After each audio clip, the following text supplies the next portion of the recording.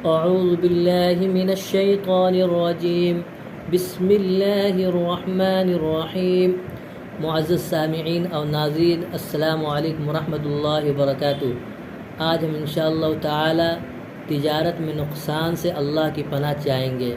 بہت سے حضرات جو پوچھتے ہیں کہ ہم کاروبار کر رہے، تجارت کر رہے، بزنس کر رہے، نفع نہیں ہو رہا، نقصان ہو رہا، تو آج میں آپ حضرات کو ایک ایسا عمل اور ایک ایسا وظیفہ بتاؤں گا جس کو آپ پڑھ لیں تو انشاءاللہ آپ تجارت میں، کاروبار میں، بزنس میں فائدہ ہی فائدہ، نفع ہی نفع اٹھائیں گے اور نقصان سے اللہ کی پناہ میں رہیں گے۔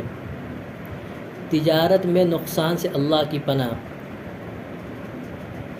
اللہم انی اعوذ بک ان اصیب فیہا یمینا فاجرتا او صفقتا خاسرتا۔